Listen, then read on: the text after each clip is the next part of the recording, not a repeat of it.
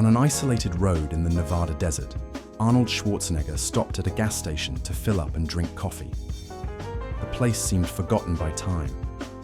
The young, pregnant attendant handed over the change with trembling hands, closely watched by a man. As he turned the receipt over, Arnold felt a chill.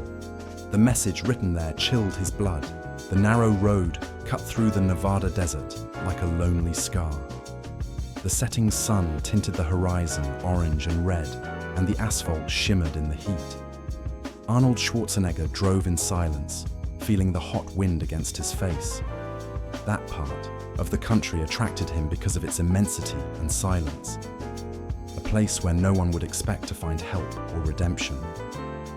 Arnold had a past of glory and conquests. A former athlete and movie star, he now enjoyed solitary trips away from the spotlight to rediscover his own essence and reflect on life's turning points. As the day drew to a close, he noticed an isolated gas station, one of those places that seemed to exist outside of time. Some of the letters on the neon sign were burnt out, and the sign insisted on flashing "Open 24 hours," even though there was only one old car parked near the pumps. Determined to have a coffee and refuel his vehicle, Arnold pulled up next to the pump. He got out of the car and took a deep breath, feeling a mixture of dust and old fuel in the air. A metallic bell sounded as he entered the mini convenience store attached to the station. Inside, the shelves were disorganized, full of expired products. The fluorescent lighting flickered, creating an almost oppressive atmosphere. Behind the counter stood a young woman, no more than 20 years old, wearing a crumpled uniform that couldn't hide her pregnant belly. She looked tired, with deep circles under her eyes. "Good evening, sir. Do you need help refueling?" she asked, almost in a whisper. "Yes, please," Arnold replied, leaning slightly towards her. "A full tank and, if possible, a strong coffee." She nodded and walked slowly towards the pump. Arnold noticed that her hand trembled slightly as she fitted the fuel nozzle. There was something very wrong there. As she worked, the back door opened with a dry creak. A tall man with broad shoulders and an icy stare emerged. He looked to be in his 40s, wearing worn jeans and a shirt that had seen better days. Arnold felt the tension in the air when the man stopped in the doorway and stared at the girl. "Ashley, get on with it," he growled impatiently. "We haven't got all night." Ashley ducked her head, as if she was used to such harshness. Arnold frowned. With his life experience, he could recognize very well when someone was intimidated or afraid. "Is everything all right?" he asked, in a careful tone. Ashley didn't answer. She just put the fuel hose back and walked back inside. Arnold didn't like meddling in other people's lives, but there was something about the situation that bothered him. He decided to go inside the convenience store. Perhaps he could talk to the young woman for a while and understand what was going on. Inside the store, Ashley was already behind the counter, preparing a coffee. The man stood near the exit door, arms crossed, watching everything. His eyes looked like those of a jailer. Arnold approached the counter and held out some notes to pay. "How much do I owe?" he asked, friendly. Ashley handed him back the change, but it was at that moment that something happened. As she touched his hand, she squeezed his fingers lightly for a second. Then she handed over a small receipt. Arnold noticed the look of dread on her face. Arnold left, carrying the coffee cup and the receipt. Outside, he leaned against the car, and before putting the piece of paper in his pocket, glanced at it. The shaky letters were written in pen. "Please help me. Don't let Carl see this." Arnold's stomach churned. That cry for help couldn't be ignored. He looked towards the door of the convenience store. Inside, Carl was locking the door with a key, giving him a suspicious look. Arnold struggled with a whirlwind of thoughts. He could simply walk away and pretend he hadn't seen anything, but that didn't fit in with his values. He also remembered when he had arrived in the United States as a young man, without many resources, and all the good people who had reached out to him. If it hadn't been for them, he wouldn't have built his bodybuilding career or made it to the movies. The world had been generous to him. It was time to give back. Arnold took a deep breath and sipped his coffee. He He needed to think rationally. Carl's presence, always watching Ashley, indicated danger. If this really was a kidnapping or private imprisonment, Carl wouldn't hesitate to use violence. He then disguised himself by pretending to check the engine of his car.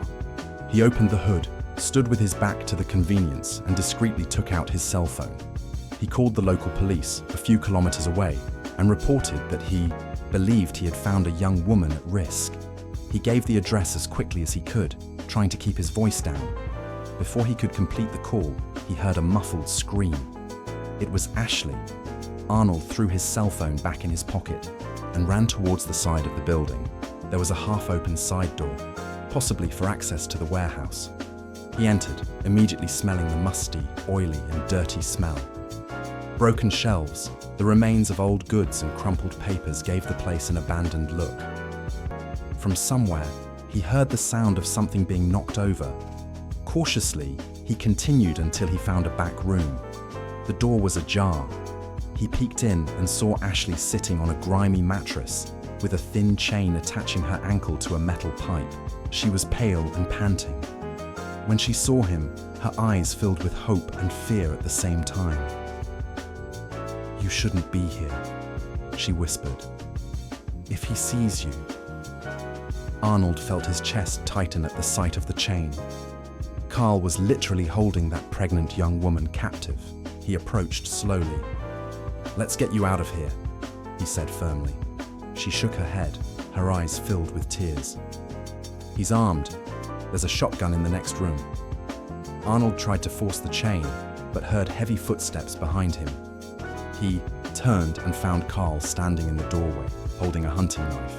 "Did you think you could be a hero?" Carl's voice was full of mockery. "What are you, huh? Some strong man who thinks he can stick his nose in where it doesn't belong?" Arnold remained silent, maintaining a firm posture. He had a considerable physical advantage, but Carl could injure Ashley if he went at him carelessly. "Leave the girl alone," said Arnold, his deep voice echoing off the walls. "And who are you to give me orders?" Carl took a step forward, brandishing the knife. "Nobody cares about her. She doesn't even know you're here. Only me." Ashley suppressed a sob, still chained up. Carl turned to her, his expression sadistic. "You keep your mouth shut. If you try to escape, you know what happens." Arnold clenched, his fists. He knew the police would come, but he couldn't wait long. He had to restrain Carl. "Listen to me," he tried to negotiate. "There's no need for violence. Put the knife down and we'll settle this without a fight." Carl laughed. "Solve it? Do you really think so? You don't know how many men have left here without getting anything." That statement indicated that other people had experienced a similar situation, which meant that Carl was confident, used to keeping people under his yoke. Arnold continued talking to the man. "You don't want any more trouble. I've made a call to the police. They could arrive any minute." Carl hesitated for a second, but stood his ground. "That's a lie. I don't hear sirens." "Not yet," returned Arnold. "But they will arrive." The tension was palpable. Arnold looked at Ashley, sensing his desperation. He had to buy time somehow. "Why are you keeping this girl locked up?" he asked, trying to distract Carl. "She owes me," he growled. "I gave her food, shelter. Now I've got to make sure I don't default." Ashley let out an indignant groan. "You stole my papers, Carl. You took all my money." Arnold saw the expression on the man's face change to uncontrolled rage. Carl stepped forward, raising his knife. Arnold moved quickly, sidestepping and grabbing his wrist. There was a brief clash, and Carl punched Arnold in the abdomen. It hurt, but Arnold's long experience in combat arts and bodybuilding helped him resist. He twisted Carl's fist, causing the knife to fall to the ground. Carl tried to wriggle free. Both men grappled, knocking over stacked boxes. Arnold's strength was greater, but Carl fought dirty, trying to hit Arnold in the face with punches and elbows. A few meters away, Ashley watched, chained and panicked. She needed help. She noticed the knife lying next to her mattress. She crawled over and managed to pull it close. With a tremendous effort, she began to saw through the metal chain, which luckily wasn't that thick. Meanwhile, Arnold held Carl against the wall, preventing him from escaping. Carl roared with hatred. "Who do you think you are?" shouted Carl. "You don't know what you've gotten yourself into." Arnold just stared at him calmly. "Yes, I do, and I'm not giving up." Suddenly, Carl landed a hard knee on Arnold's leg, causing him to loosen his grip. He wriggled free, staggering backwards. That was enough for Carl to pick up a piece of wood from the floor and throw it at him again. Just then, Ashley broke what was left of the chain and shouted, "Arnold, look out!"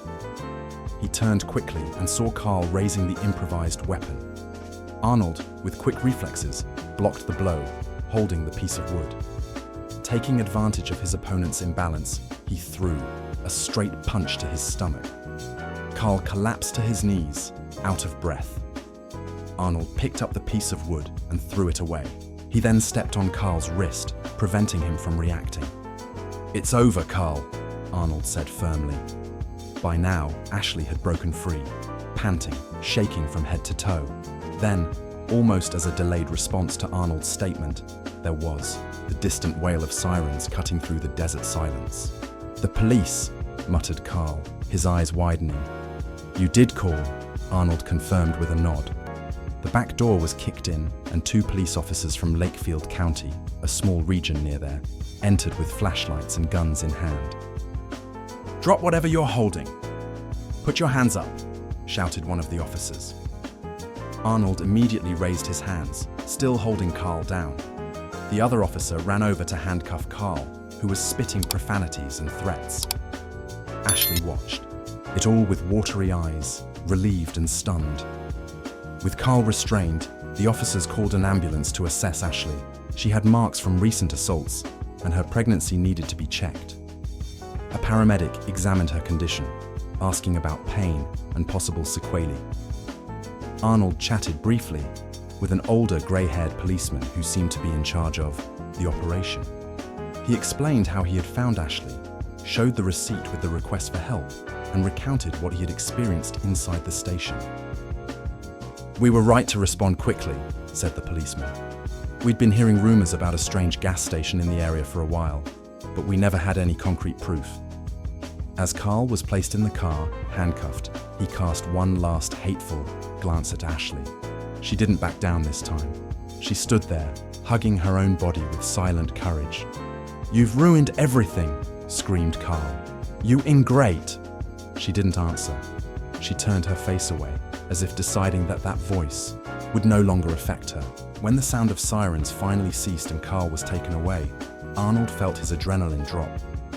He approached Ashley, who was sitting on a step next to the convenience store, wrapped in a blanket. "Are you feeling better?" he asked gently. She looked at him with gratitude and uncertainty. "I don't know where to start thanking you. You saved my life." Arnold stooped down to the same height as her. "It's okay, Ashley. The most important thing is that you're free now." The young woman let tears roll down her face, but she didn't try to hold them back. Then she told a little of her story. "I came from Milwaukee. I had a complicated family. My parents were always fighting. I went through a lot of problems. I thought that coming here would give me a fresh start, but I found myself without a job, without money. When I met Carl, I thought he wanted to help me.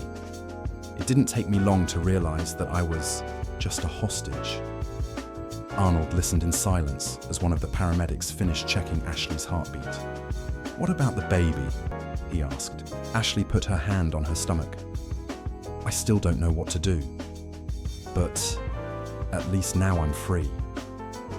A few hours later, as the sun was rising, Ashley stood outside a small police station in Lakefield County. She had received clean clothes from local donations and a simple snack from the officers. She looked exhausted, but there was relief in her expression. Arnold, who was also at the police station to take statements, approached her. She gave him a shy smile. "The sheriff said I'm staying in a temporary shelter until they decide what to do with the station and the whole case," Ashley explained. "I've also been offered medical attention." Arnold agreed, satisfied. "That's good. It gives you time to think about your next steps." She frowned, still uncertain. "I have no idea where I'm going to live, how I'm going to look after my son." He put his hand on her shoulder, trying to convey confidence. I have friends in various parts of the country. I can try to find someone who can get you a job or a place to stay until you're settled. Ashley bit her lip, thrilled. Really? You'd do that for me? It's the least I can do, Arnold replied, remembering the opportunities he received when he was just an immigrant full of dreams. I wouldn't feel right if I just walked away and left you aimlessly. Despite his good deed, Arnold wasn't completely at peace. There was something inside him, a conflict that revived memories of his past, of the young man who had arrived in the United States with practically nothing, facing the distrust of many people, facing prejudice because of his accent and his foreign appearance. He remembered being humiliated a few times in gyms, accused of thinking he was too much because he lifted so much weight and had big dreams. But he also remembered those who supported him, those who gave him advice and opportunities. In a way, helping Ashley was a way of giving back to the universe. He knew that if no one had noticed his potential, he wouldn't have gotten anywhere. Now, he saw in her a reflection of so many immigrants and American citizens fighting for a second chance. One of the police officers, Sergeant Tom Wilson, approached to inform them. We've just checked the records. Carl has a history of minor infractions, but nothing as serious as kidnapping. This time, the sentence could be long. We've already informed the sheriff of the neighboring county, and they're going to investigate whether there are any other victims. Ashley shivered slightly at the confirmation that Carl was just a habitual criminal. Don't worry, assured Tom, with a sympathetic look on his face. You're safe now, Ashley, and we'll help you with everything you need, including protective measures if there's any retaliation. Over the next few days, Ashley stayed at a local shelter for women in vulnerable situations.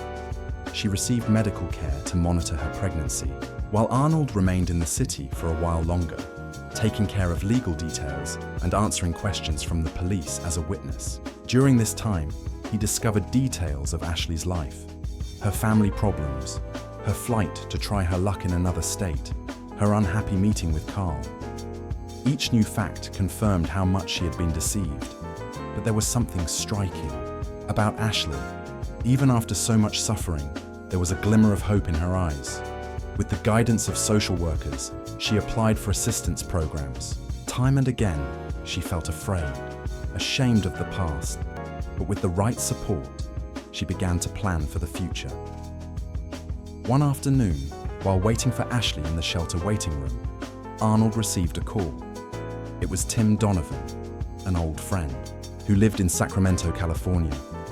Tim ran a health food company and hired employees for various areas, including administration and customer service.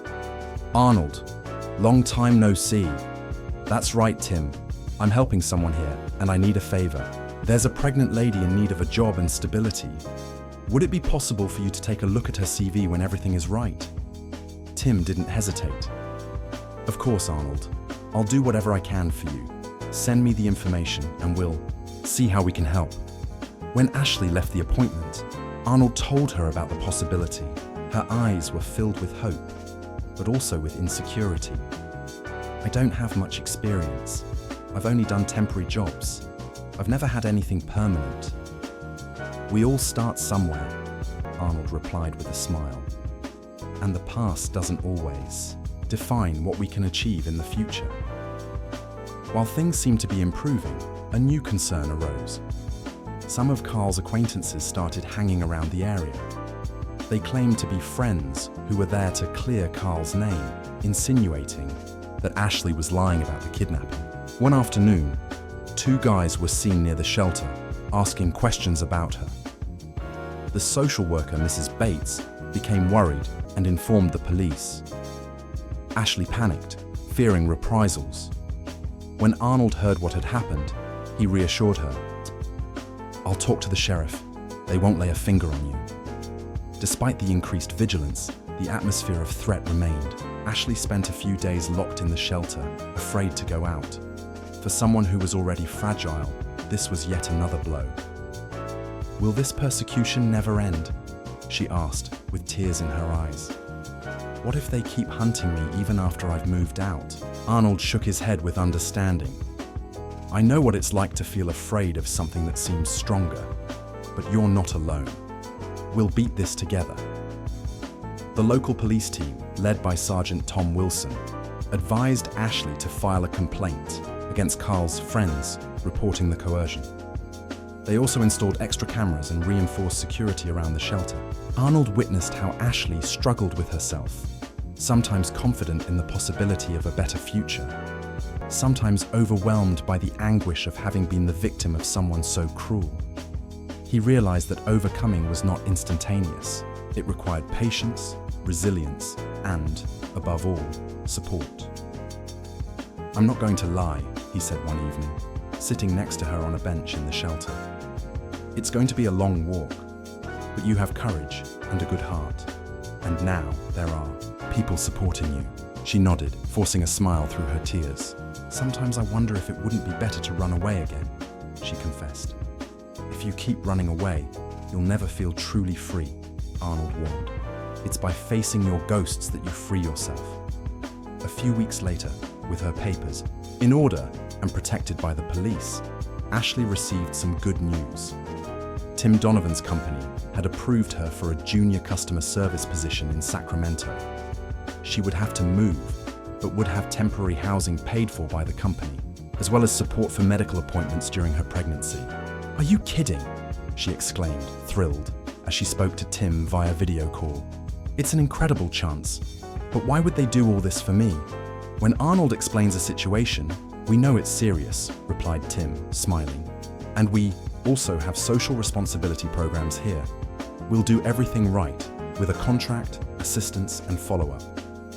As soon as she hung up, Ashley rushed to tell Arnold the news, tears and smiles mixed on her face. I can't thank you enough, she said, her voice breaking. Just do your best and be happy, he replied, with a sincere look on his face. That's all that matters. On the day of her departure, Ashley packed her few suitcases and said goodbye to the shelter and the policeman who had protected her. Arnold accompanied her to a bus that would take her to Sacramento. It was symbolic to see that, just as he had once come to the United States looking for opportunities, Ashley was now leaving the region to start again. In front of the vehicle, the two exchanged a long hug. If you need anything, give me a call, said Arnold, handing her a card with his personal contact details. I'll be passing through Sacramento in a few weeks, and I hope to be able to visit you to see how you're doing. I'll be sure to show you how far I've come, she promised, wiping away tears with the back of her hand. Ashley got on the bus. Arnold stood on the dirt sidewalk, waving. The engine rumbled, and the vehicle turned onto the highway, disappearing into the horizon. The hot desert wind blew, bringing the feeling that the chapter of pain in Ashley's life was finally closing. A few months later, sitting in a roadside diner, Arnold Schwarzenegger received a phone call. It was Ashley, beaming. She had found a small apartment to rent, was still working, and thanks to the company health plan, was regularly monitoring her pregnancy. She said that for the first time in her life, she felt she had real choices. Arnold hung up the phone, feeling his heart warm. Life isn't always fair, but acts of empathy, courage, and compassion can completely change someone's destiny.